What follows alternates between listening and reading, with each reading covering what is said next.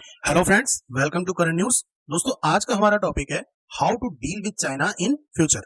दोस्तों, recent development जो हुई है इंडिया चाइना रिलेशंस में, उन्होंने रेज्ड कर दिया ये concern about the possibility of the future conflict between the two nations. यानी दोनों ही देशों इंडिया और चाइना में फ्यूचर में जो कॉन्फ्लिक्ट है वो लगातार बढ़ने वाला है। तो उस पर इंडिया को किस तरीके से प्रिपेयर रहना चाहिए, तो हमारी जो पार्लियामेंट्री स्टैंडिंग कमेटी है वो क्या रिपोर्ट इस पर देती है, तो उसके ऊपर हम बात आज करेंगे। दोस्तों, जैसा कि चाइना की एक फिलोसफी है, वहां के जो एक फिलोसोफर है सुनजू, कि विनिंग विदाउट वॉर, उस पर चाइना यकीन करता है कि बिना लड़ाई के ही युद्ध की इतनी तैयारी करो, युद्ध में इतना खौफ बना दो, इतना माहौल बना दो डर का। जैसा कि चाइना के जो प्रेसिडेंट है वो तभी भाषण भी देते रहते हैं बीच बीच में कि भाई चाइना लगातार प्रिपेयर कर रहा है वॉर के लिए, ताकि जो एनिमी कंट्री है वो दहशत में आ जाए और पहले ही सरेंडर कर दे। तो इस पर चाइना लगातार काम करे जा रहा है और अपने आप की जो जीडीपी है, डिफेंस बजट है, उसको बढ़ाया जा रहा है। तो इंडिया किस तरीके से इस सिचुएशन को डील करेगा, ये हमारे लिए एक चैलेंजिंग टॉपिक है।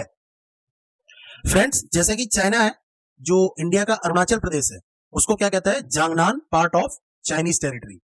और अरुणाचल प्रदेश को जो है चाइना अपने तिब्बत का साउथ पार्ट मानता है। यानी कि according to China Arunachal Pradesh belongs to China, और उसका नाम भी उसने पर्टिकुलर दिया हुआ है जांगनान पार्ट।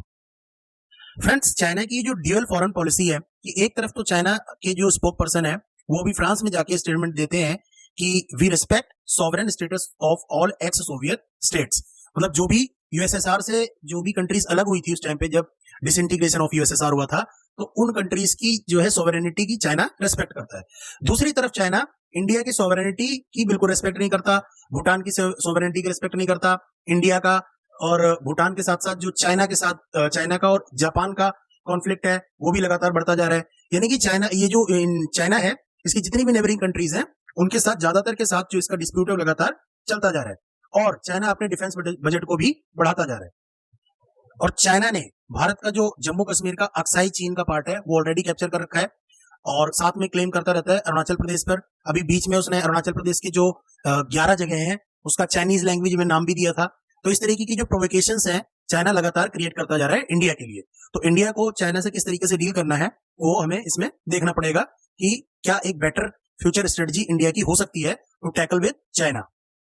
फ्रेंड्स, इंडिया और चाइना के बीच में जो बॉर्डर्स हैं उनके बीच में कोई क्लियर डिमार्केशन नहीं है, इसीलिए लगातार जो एलएसी भी है वो म्यूचुअली एग्रीड नहीं है, क्योंकि बिकॉज चाइना जो है वो एलएसी को मानता ही नहीं है, जो कि एक मेन रीजन है कॉन्फ्लिक्ट का बिटवीन द टू कंट्रीज। और वैसे इंडिया चाइना बॉर्डर को अगर हम डिवाइड करें तो 3 सेक्टर में बेसिकली इसको डिवाइड किया जा सकता है। पहला है वेस्टर्न सेक्टर, जो कि लद्दाख का हिस्सा पड़ता है। Middle sector Himachal Pradesh and Uttarakhand का हिस्सा पड़ता है, और eastern sector Arunachal Pradesh and Sikkim का हिस्सा पड़ता है। तो 3 बेसिकली सेक्टर हैं जहां पर इंडिया और चाइना आपस में बॉर्डर शेयर करते हैं। फ्रेंड्स, जिस तरीके से चाइना पाकिस्तान को यूज करता है अगेंस्ट द इंडिया, और जिस तरीके से चाइना और इंडिया की जीडीपी में जो गैप है, लगभग इंडिया की जीडीपी से 5 टाइम्स जीडीपी है चाइना की, तो ये इंडिया के लिए कंसर्न का टॉपिक है। और साथ ही साथ जिस तरीके से तिब्बत में चाइना इंफ्रास्ट्रक्चर बिल्डअप कर रहा है लगातार कंटिन्यूअसली वहां पर, ये भी इंडिया के लिए एक कंसर्न का टॉपिक है। तो पार्लियामेंट की स्टैंडिंग कमेटी की डिफेंस जो रिपोर्ट आई है उसमें कहा गया है कि जो इंडियन एयरफोर्स है उसका डिटरिंग जो है वो चाइना पर ज्यादा काम कर सकता है। यानी हमारी जो एयरफोर्स है उसको हमें पावरफुल बिल्डअप अपग्रेड करने की जरूरत है। तो उसमें 2-3 चीजें बताई गई हैं जिस पर हमें कॉन्स्टेंटली फोकस करना पड़ेगा। सबसे पहली बात तो buying the state of the art 5th generation fighter aircraft without losing time. सबसे पहली जो हमारी इसमें प्रायोरिटी होनी चाहिए कि हमें 5th जनरेशन फाइटर एयरक्राफ्ट की जरूरत है, वो इंडियन एयरफोर्स को प्रोवाइड कराना पड़ेगा। साथ में जो हमारी हिंदुस्तान एरोनॉटिकल लिमिटेड है उसको जो कॉन्ट्रैक्ट दिया गया था तेजस फाइटर जेट्स का, उस पर बहुत धीरे काम चल रहा है, तो उसको फटाफट काम करने की जरूरत है। और साथ ही साथ सप्लाई ऑफ 40 जो तेजस जेट हैं हिंदुस्तान एरोनॉटिक्स लिमिटेड के, उनकी भी सप्लाई फटाफट करनी पड़ेगी। और साथ ही साथ अर्जेंट नीड है to make up the dwindling squadron number of 114 multi role fighter aircraft. लगभग 114 जो फाइटर एयरक्राफ्ट है वो प्रोजेक्ट जो था उसको भी इंडिया को फटाफट कंप्लीट करना पड़ेगा। और साथ ही साथ जो हार्डवेयर प्रोक्योरमेंट है for Indian army and Indian navy, उस डील को भी जल्दी से कंप्लीट करना पड़ेगा। और जो हमारी मिनिस्ट्री ऑफ डिफेंस है should make a final decision on having a 3rd aircraft carrier.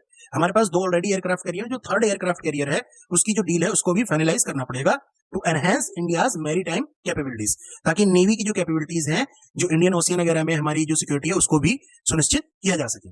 और साथ ही साथ जो जीडीपी का एलोकेशन करना चाहिए हमें डिफेंस के लिए, वो 3% ऑफ जीडीपी फॉर डिफेंस, ये हमें बढ़ाना पड़ेगा। हमें चाइना के खिलाफ एम्फेसाइज करना पड़ेगा negotiations from a position of strength. इस पॉलिसी पर काम करें कि भाई हम खुद को तो स्ट्रांग बनाएं और साथ में नेगोशिएशंस भी चाइना के साथ चलता रहे। तो इस तरीके से चाइना को ओवरटेक करना पड़ेगा और साथ ही साथ हमें जो बॉर्डर पर इंफ्रास्ट्रक्चर डेवलपमेंट है उसको भी कंटिन्यूअसली ग्रो करना पड़ेगा, ताकि इन फ्यूचर जब भी जरूरत पड़े तो हम उस इंफ्रास्ट्रक्चर का यूज अगेंस्ट चाइना कर सके। थैंक यू दोस्तों फॉर वॉचिंग द वीडियो।